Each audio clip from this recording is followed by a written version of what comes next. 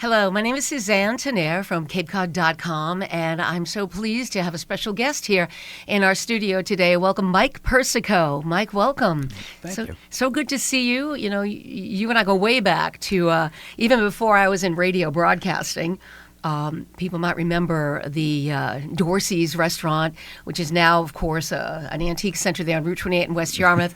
But you and the band, what was the name of the band? Saints Alive. The Saints Alive, gay 90s band, playing your trombone with a wonderful band. And I had the pleasure of being one of the singing waitresses. So that's our history. Yes. And, of course, now I'm in radio. But we're here to talk about you today and your classic jazz visions, your photography book of the work of Jack Bradley, and it's just amazing. Let me show everybody the book, Classic Jazz Visions.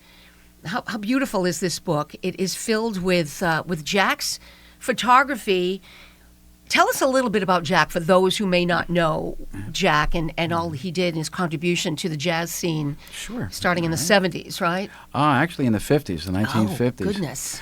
Jack Bradley was born and raised on Cape Cod in Katuitt. Yes. Loved the sea, became a sailor, Mass Maritime, things like that. But his biggest love in life was Louis Armstrong. Just loved Louis Armstrong. Louis. So Jack moved to New York City in the late 50s and actually met Louis.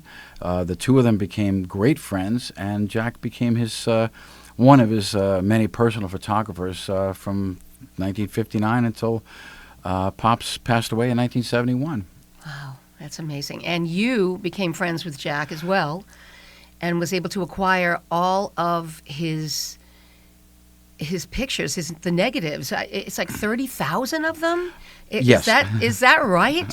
Yes. So everybody, you've got the book there. I've got, I goodness. started working with Jack in 2013 to organize his vast collection. Yeah. He was the world's largest collector of Louis Armstrong memorabilia. Louis's widow gave him all of Louis's suits and arrangements from the 1930s. They gave him everything, which he donated back to the Armstrong Museum in 2006. 2013, I was retired from teaching and I was looking for something to do. And since I loved jazz, I started working for Jack Bradley. He was quite a guy.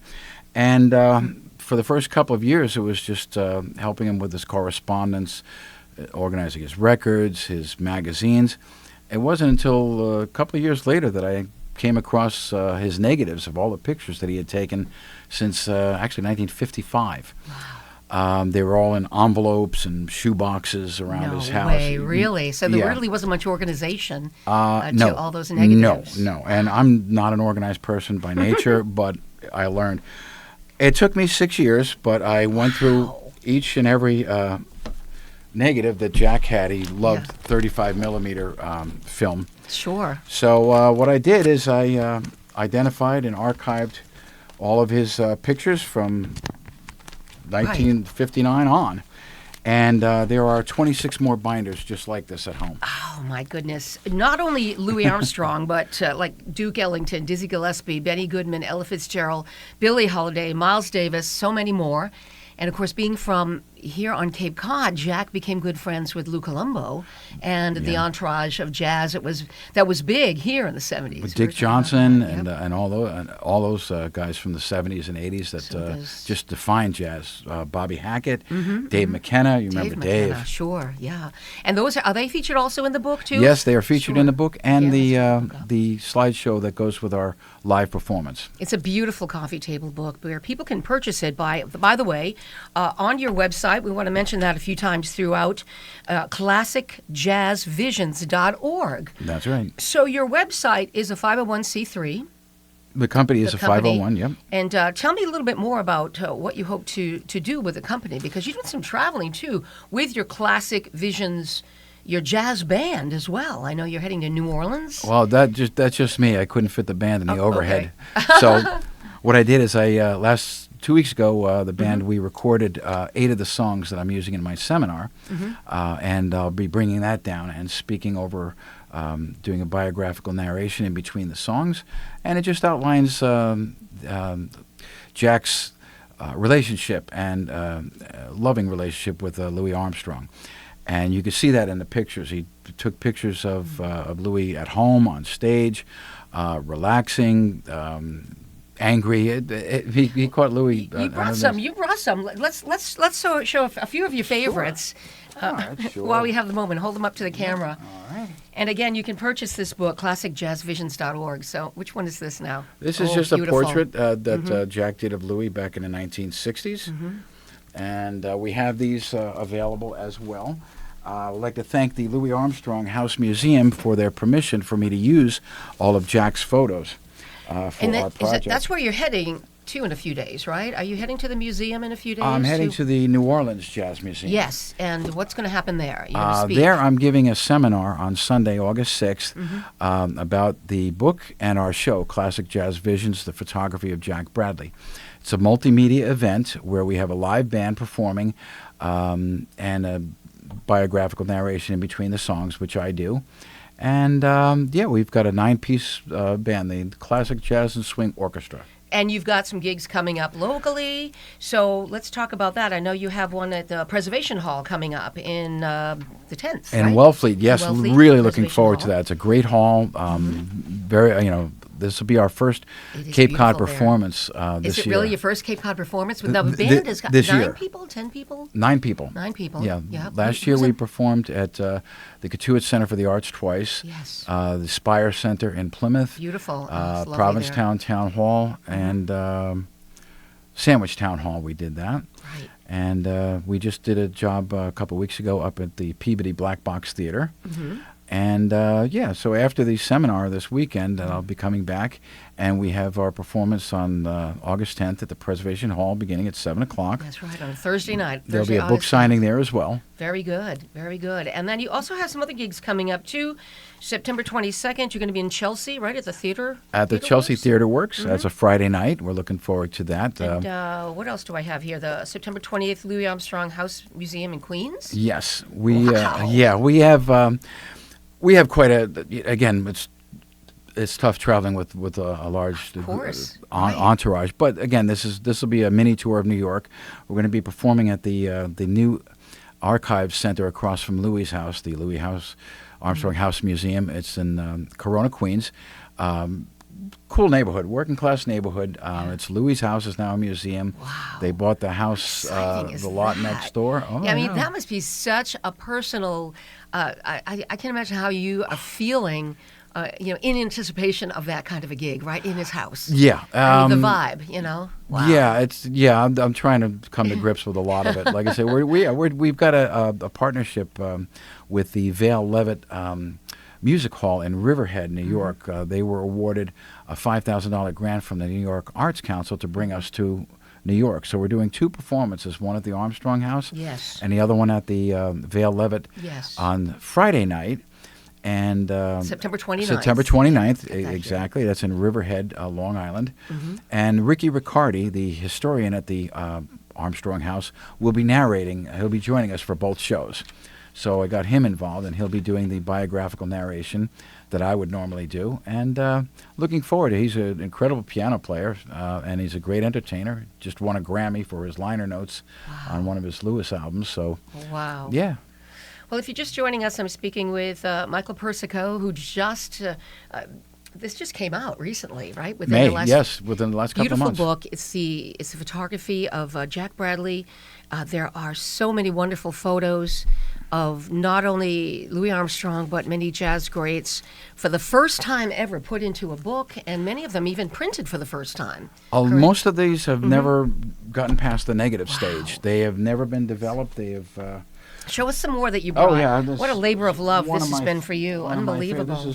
This is Louis when he won his Grammy for Hello, Dolly. Okay, let me bring this. Oh, Hello, Dolly, which is just being shown at the Cotuit Center is showing Hello, Dolly this week, I believe. Oh, yeah. Look at that, huh? That's beautiful. That's great.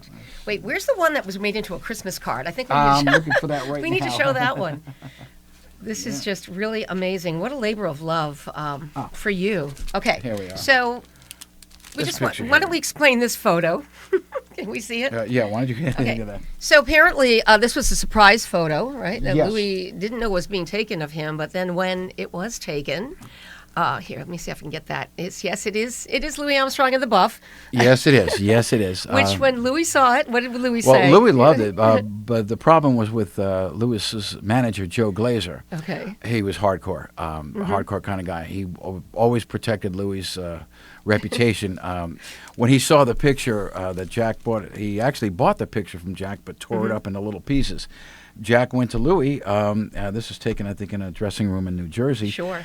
Showed him the picture, and Louis said, "This is great. Print up 100 and send them out as Christmas cards," which he did. So I can see that coming in the mail as a Christmas card. Oh yeah, Louis was not shy. So tell us a little bit about your .org, because I know you have a vision for your 501c3. I know that you want to tell us about what you want to do with that in the future, because you are. Might want to note that you have been a school teacher for a good 30 years here on Cape Cod, right, with music. In Mashpee, I taught, and I retired. Then you retired. So, but now this .org of yours is maybe hoping to give back to the community. Tell us how. Well, the thing about jazz is that it's once the Beatles came to America, the whole jazz scene really changed. I mean, people's appreciation. I'm not blaming. I'm just simply saying that's basically what it was. But what I was able to do is I was able to take these pictures and capture a time when nightclubs in New York City still flourished. You still had jazz clubs everywhere. The Newport Jazz Festival, the New Orleans festivals. Which, of course, Jack was at all those festivals as well, and you'll see those maybe in the book as well, too. Absolutely, yeah, there's some of those. We featured a lot of that in our live show. I found that. Even though we did a great job recording for our seminar, there's nothing like live music, as I don't have to tell you. And the thing about audiences today, it's this is a unique multimedia presentation. And again, you wouldn't find this in a restaurant or clubs or the typical jazz things. So that's why we pretty much stick to black box theaters and venues like that. So my company is dedicated to preserving and promoting the artistic legacy of Jack's photography. So far, we've been able to get a little traction here and there, and I'm hoping to take this to universities and colleges. The book is doing quite well. Excellent. We've sold three went to Japan, one to Australia. I heard you're one to selling Germany, them one to France, and now. About a dozen to New York City with Jack's old fans and friends. They all wanted a book, so of course I sent they do. that. Yeah, sure. So I sent that out. So yeah. Ah, that's great. But you also want to maybe give back with some scholarships to some local, younger musicians that are trying to make it, not only in the performing but also the visual arts, right? Absolutely. Is that what I read? Well, yeah, we tried to combine, the visual arts with instrumentation, playing a musical instrument or singing. Having taught band for all those years, it's different now. There's fewer and fewer kids taking band or chorus in schools. Is it really? Yeah, it's right. Well, COVID kind of put changed a everything. Real damper on things. Absolutely. But again, it was one of these things that should be preserved. I mean, it's part of our cultural history. Just by looking through the book, you can see what kind of a guy Jack was. He was loved people of all races, all colors, all creeds. He was like Louis in that way. He just happy to be alive, and you could see that in his art. So that's what I'm trying to get across in our presentations. One of the songs that Louis Armstrong does that we actually play here on Ocean 104.7 is "It's a Wonderful World," and every time I hear it, it just, I don't know, kind of brings tears to your eyes. Yes, as a matter of fact, we recorded that as a single. I'll be releasing that next week before the wealthy. Laurie Colombo does a fantastic job on this. You'll be crying. By the end of it, you'll be I'm crying now thinking about it. Yes, right. Laurie's in your band. Yes. And you want to mention the other band? Absolutely, mates? sure. You're a there's large band. A lot of people behind this project. On the bandstand, we have, of course, myself. Laurie Colombo is our singer.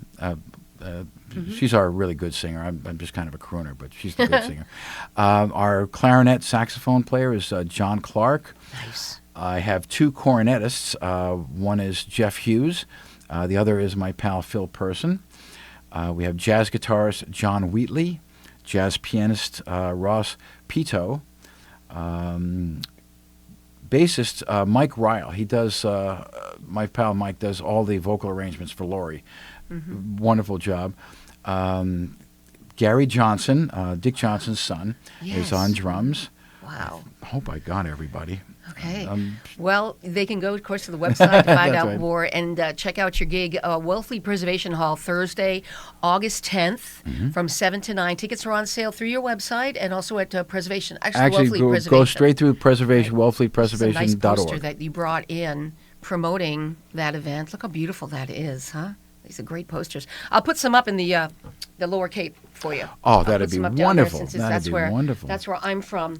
But I do want to wish you the best of luck. I'm so happy that you came in. Everybody buy the book. This is a perfect gift for someone that is just a jazz enthusiast. Like you said, perfect coffee table book, but just gorgeous. It's a piece of history. Let's put it, it's history that is, and it's local. Yeah. Jack Bradley from Cape Cod. Born and raised on Cape Right Cod. here, We're and- going and getting a second printing sometime in this fall because I only had like 250 to start off with. But I didn't expect them to sell as fast and as well as they did. So we'll. I really hope looking it takes forward- off for you. No, I thank you, really, Sis. really do. And I know Louis Armstrong's birthday is coming up. Is it August August 4th? 4th? Before we do, though, I did want to mention, I don't know if you're aware that the Cape Symphony, which we have a partnership with here at CapeCod.com, they're doing a Louis Armstrong and Friends performance in October on the 21st and 22nd. Funny you should mention that. They just called me. They want me to open up both shows with a presentation like we'll be doing in New Orleans. Oh, well, I'll definitely Yeah. be there. Oh, my goodness. I got that the is- call last week. So You did, so yeah. I'm glad I mentioned it. But that's in October, so we'll keep promoting that for you here Wonderful. at CapeCod.com. And you want to show? So let's show a couple more photos before we sure, go, and sure. then we're going to end with some of your videos that you've been swing out doing. music would be a good Okay, one to do. we'll swing out with some swing out music. Oh, look at this! I mean, Now these Here are he just is. of Louis. Again, we have plenty of other pictures of Duke Ellington on Cape Cod. Duke on the Cape. When did Duke come to the Cape? Oh, a lot. Back in the Goodness. 60s. Wow. See, I Jack was also took, just a I don't baby. have it here, but he also took the last known picture of Billie Holiday performing Billie Holiday. several yes. weeks before she passed away. Oh wow! in Wow! June. Oh, and look at this. Look at that, huh? Look at these beautiful, beautiful works of art that you have preserved. You work so hard. Michael Persico, thank you so much for coming in and sharing all this beauty with us. And good luck with your gigs. Good luck with the book selling. Again, you want to go to classicvision.org, support this foundation. And ClassicJazzVisions.org. classicjazzvisions.org. classicjazzvisions.org. So we're gonna exit with. Tell us what we're gonna exit with. The little video that we're gonna exit with. I believe you'll be playing something we recorded a couple of weeks ago. It was Louis Armstrong. It was Jack Bradley's favorite song. Louis wrote it in 1936. It's the title of his autobiography, Swing That Music. And it features just pictures of Louis Armstrong and his band.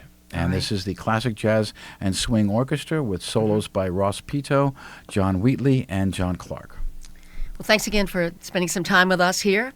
And my name is Suzanne Tonaire. Go out and buy this book and support this wonderful project. Thanks, Mike. Best of luck. Thank you, Sis. All right. Appreciate So good it. to see you. So Oh, good to great see you.